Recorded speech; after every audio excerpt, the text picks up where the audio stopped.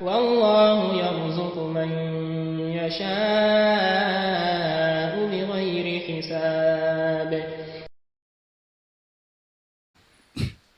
إن الحمد لله نحمده ونستعينه ونستغفره ونعوذ بالله من شرور أنفسنا ومن سيئات أعمالنا من يهده الله فلا مضل له ومن يضلل فلا هادي له وأشهد أن لا إله إلا الله وحده لا شريك له تعظيما لشأنه وأشهد أن نبينا محمدا عبده ورسوله داعي إلى رضوانه اللهم صل عليه وعلى آله وإخوانه وسلم تسليما كثيرا إلى يوم الدين. Amma ba'd. Louange à Allah, Seigneur des mondes, que sa paix et son salut soient sur son messager, sallallahu alayhi wa sallam, qu'il fit voyager de la Mecque à Jérusalem. Puis il honora par l'ascension et la rencontre de son Seigneur, le Très-Haut, dans la même nuit. Allah dit, Subhanallazi asra bi abdihi laylan min al-masjid al-haram ila al-masjid al-aqsa allazi barakna hawlah linuriyahu min ayatina innahu was-sami'ul basir. Gloire à celui qui de nuit fit voyager son serviteur de la mosquée al-Haram à la mosquée al-Aqsa, dont nous avons béni les alentours afin de lui montrer certaines de nos merveilles. Certes, celui qui entend et qui voit clairement. Surat al-Isra, Surat 17, verset 1. Notre sermon d'aujourd'hui poursuit une interrogation particulière relative à l'une des visions du prophète sallam durant son ascension. Il s'agit de la vue réelle d'Allah sans obstacle ni intermédiaire. Notre exposé vise à donner des réponses aux trois questions suivantes. 1. Le prophète a-t-il vu son Seigneur au cours de voyage nocturne? 2. Le prophète a-t-il vu son Seigneur en dehors de ce voyage? 3. Est-il possible aux croyants de voir Allah subhanahu wa ta'ala? Premièrement, après le voyage nocturne du prophète sallallahu alayhi wa sallam, où il rencontrait Allah subhanahu wa ta'ala, les gens ont tout de suite cru que le messager sallallahu alayhi wa sallam avait nécessairement vu Allah subhanahu wa ta'ala. À ce propos, les compagnons du prophète sallallahu alayhi wa sallam ont divergé dans leurs réponses. Deux avis majeurs se distinguent. Le premier groupe, avec à sa tête notre mère Aïcha, Ibn Mas'ud et beaucoup d'autres, qu'Allah les agrée, disent que le prophète sallallahu alayhi wa sallam n'a pas vu son Seigneur. Al-Bukhari a rapporté dans son livre authentique qu'Aïcha, qu'Allah soit satisfait d'elle, disait Man za'ama anna Muhammadan ra'a rabbah faqad a'azama 'ala Allahi firya. Aïcha disait, celui qui prétend que le prophète sallallahu alayhi wa sallam a vu de ses propres yeux son Seigneur a fait un mensonge énorme. De même, l'imam Muslim rapporta que Abu Dhar, qu'Allah soit satisfait de lui, a dit Sa'altu Nabi sallallahu alayhi wa sallam Ar-ra'ita rabbak? Faqala nurun anna ara wa fi rawaya ra'aytu nura. Abu Dhar dit, j'ai demandé au messager d'Allah, as-tu vu ton Seigneur? Il m'a répondu, une lumière. Comment pourrais-je le voir? Dans une autre version, j'ai vu de la lumière. Ceci veut dire que la lumière s'est interposée entre lui et la vision d'Allah subhanahu wa ta'ala. La lumière étant son voile d'orgueil. Conformément à l'hadith qui dit Hijabuhu nur, la kashafahu, la aharakat subhatu wajih, manta ilayhi basaru min khalki. La lumière est son voile. S'il l'enlève, la glorification, les glorifications de son visage brûleront toutes les créatures atteintes par son regard. Hadith rapporté par Imam Muslim. Le second groupe, dirigé par Ibn Abbas, qu'Allah soit satisfait de lui et de son père, affirme que le prophète sallam a vu son Seigneur. Des précisions découlent de la version d'Ibn Abbas. La première ne fait aucune mention précise sur le genre de la vision. La deuxième précise que le prophète sallam a vu son Seigneur avec le cœur.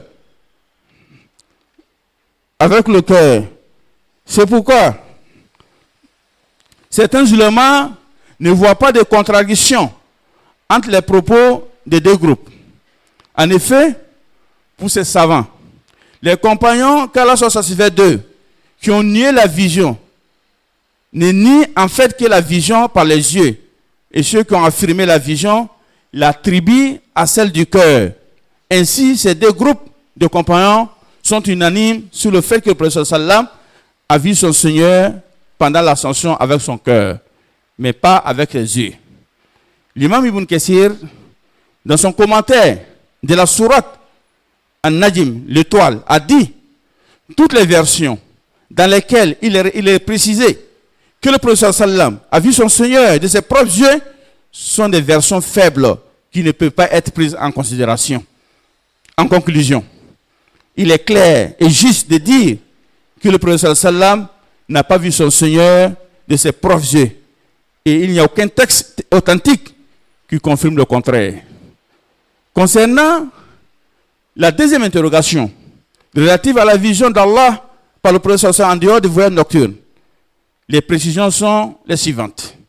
At-Tirmizi, qu'Allah lui fasse miséricorde, a rapporté d'après Muaz bin Jabal, qu'Allah l'agrée, que le prophète sallam a dit: je me suis levé la nuit, j'ai accompli les ablutions et j'ai prié autant de fois qu'Allah me l'a permis.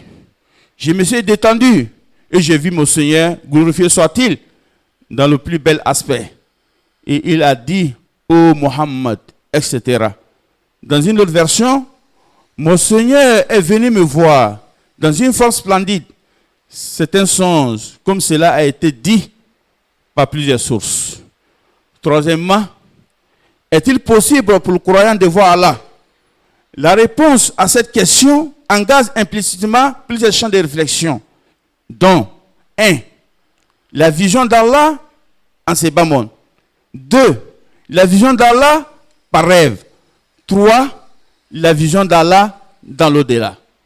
D'abord, pour la vision d'Allah ici-bas, notons ces versets coraniques où Allah dit: La tudrikul absar wa yudrikul absar. Les regards ne peuvent l'atteindre, cependant qu'il saisit tout regard. Surat An'am, Surat 6, verset 103. Approfondissons notre compréhension avec le passage du Coran sur la vie de Moussa alayhi salam. Allah dit: Walamma ja'a Moussa limiqatina wa kallama rabbuh qala rabbi arni anzur ilayk qala lan tarani walakin anzur ila al-jabal fa in istaqarra makanahu fasawfa tarani falamma tajalla rabbuhu lil-jabal ja'alahu dakka wa kharra Moussa sa'iqa falamma afaq qala subhanaka tubtu ilayk wa ana awwalul mu'minin. Et lorsque Moussa vient à notre rendez-vous et que son Seigneur lui parlait, il dit: ô mon Seigneur, montre-toi à moi pour que je te voie. Il dit: tu ne me verras pas, mais regarde le mont. S'il tient à sa place, alors tu me verras. Mais lorsque son Seigneur se manifesta au mont, il le réduisit en poudre et Moussa s'effondra foudroyé. Lorsqu'il se fut remis, il dit: gloire à toi je me répands et je suis le premier des croyants. Surat Araf, Surat 7, verset 143. D'autre part, lorsque Abu Dhar demanda au prophète sallam s'il avait vu son Seigneur, il répondit: il n'y avait que de la lumière, comment pourrais-je le voir? Hadith rapporté par Imam Muslim. Parlant de cette lumière, le prophète sallam a dit dans un autre hadith: Inna Allah la yanam wa la yanbaghi lahu an yanam yaghfidul qista wa yarfa'uhu yurfa'u ilayhi amalul layl qabla amalun nahar wa amalun nahar qabla amalul layl hijabuhu nur wa fi riwaya an-nar. Parlant de cette lumière, le prophète a dit dans un autre hadith: en fait, Allah ne dort pas. Il ne lui convient pas de dormir. Il est celui qui fait descendre la balance et qui la fait remonter.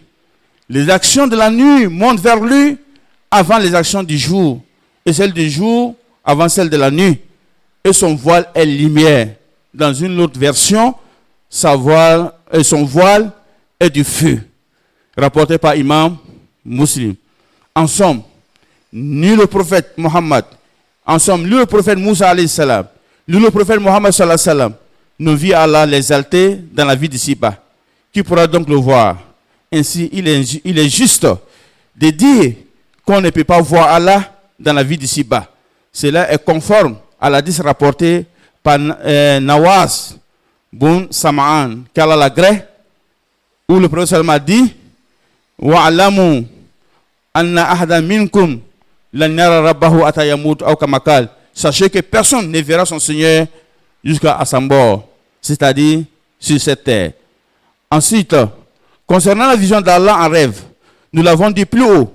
Le prophète sallallahu alayhi wa sallam a vu Allah en rêve sous une forme splendide. Cela est-il possible pour les croyants? À ses propos, Ibn Taymiyyah, qu'Allah lui fasse miséricorde, a dit le croyant peut voir son Seigneur en rêve, et cela dépend de sa foi et de sa certitude. Si elles sont fortes, il le verra sous un bel aspect. Mais si sa foi est faible, il verra ce qui ressemble à sa foi. En partant de cette vérité, on assiste de nos jours à des expériences diverses des musulmans prétendant avoir vu Allah. Certains disent avoir vu une lumière en songe. D'autres par contre disent avoir vu un être majestueux assis sur un trône. En dehors du doute relatif au caractère véridique de leurs songes, le pire est que ces personnes abandonnent souvent la prière quotidienne et le jeûne sous prétexte qu'elles ont un niveau de spiritualité plus élevé. La prière et le jeûne seraient donc réservés aux personnes n'ayant pas atteint leur niveau de spiritualité. L'islam nous enseigne que dans pareil cas, c'est le diable qui s'est fait passer pour Allah afin de tromper et d'égarer les ignorants qui croient en de telles expériences. L'un des fondements de l'islam est que la foi et que la loi relevée et que la foi révélée au prophète Mohammed sallallahu alayhi wa sallam ne peut être ni modifiée ni annulée. Allah ne rend pas licite pour certains ce qu'il a rendu illicite pour tous. De même qu'il ne transmet pas sa voix aux gens, qu'il ne transmet pas sa loi aux gens à travers de telles expériences. Il faut bien retenir que la loi divine a toujours été transmise de la même façon, c'est-à-dire par révélation au prophète. Et cette révélation a pris fin de façon définitive avec le prophète Mohammed sallallahu alayhi wa sallam, le dernier des prophètes. Enfin, concernant la vision d'Allah dans l'au-delà, Allah nous explique dans le Coran que les croyants pourront voir Allah subhanahu wa ta'ala dans le paradis. Il dit en effet,